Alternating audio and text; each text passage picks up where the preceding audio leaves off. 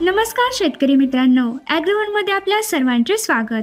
आपण आजच्या ॲग्रोवन शेत मार्केट पॉडकास्टमधून महत्त्वाच्या 5 शेतीमाल बाजाराचा आढावा घेणार आहोत. आज आपण सोयाबीन, कापूस, कांदा, टोमॅटो आणि हळद पिकाच्या बाजाराची माहिती घेणार आहोत. आंतरराष्ट्रीय बाजारात सोयाबीन आणि सोयाबीनच्या वायद्यांमध्ये मोठी घट झाली. सोयाबीनचे वायदे आजही गेल्या 4 वर्षातील निच्चांकी पातळीवर आहेत.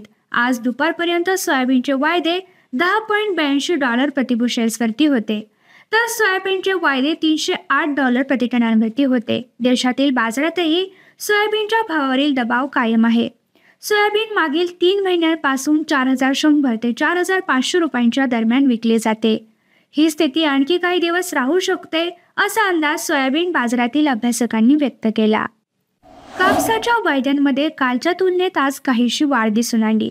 कापसाचे वायदे आंतरराष्ट्रीय बाजारात दुपारपर्यंत 72.39 सेंट प्रतिपाऊंडच्या दरम्यान होते, तर देशातील कापूस खंडीचे व्यवहार 57,700 रुपयांवरती होते.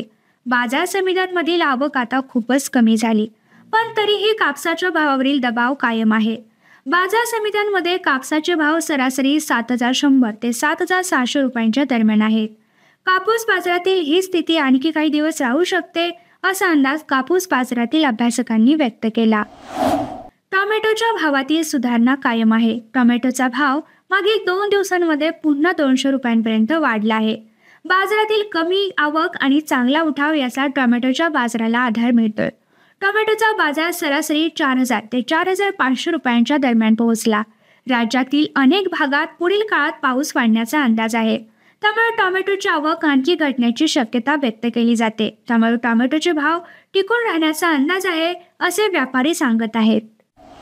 कांद्याच्या सरासरी भावात पुन्हा काहीशी सुधारणा दिसून येत आहे. कांद्याचा कमी झालेला भाव पुन्हा पूर्वीच्या पातळीकडे वाटचाल करताना दिसतोय.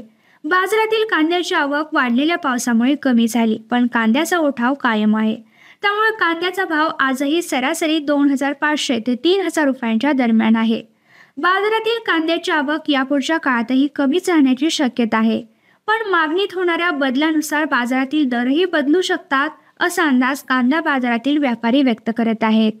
नव्या हंगामातील हळद लागवड सुरू झाली. मागील वर्षभर हळदीला चांगला भाव मिळाला, त्यामुळे यंदा हळद लागवड वाढेल अशी शक्यता व्यक्त केली जाते. त्यामुळे सध्या हळदीची लागवड कशी होते याकडे बाजाराचे लक्ष आहे, पण दुसरीकडे सध्या मागणीपेक्षा पुरवठा कमी आहे. त्यामुळे दरातील तेजी चढउतार सोडले तर कायम राहण्याचा अंदाज आहे. सध्या हळदीला सरासरी 13,000 ते 18,000 रुपयांच्या दरम्यान भाव मिळतोय. हळदीच्या भावात काहीसे चढउतार राहू शकतात, असा अंदाज हळद बाजारातील अभ्यासकांनी व्यक्त केला. हा पॉडकास्ट आवडल्यास जास्तीत जास्त शेतकऱ्यांना शेअर करा आणि अशाच नवनवीन माहितीसाठी ॲग्रोवनला आता सबस्क्राईब करा.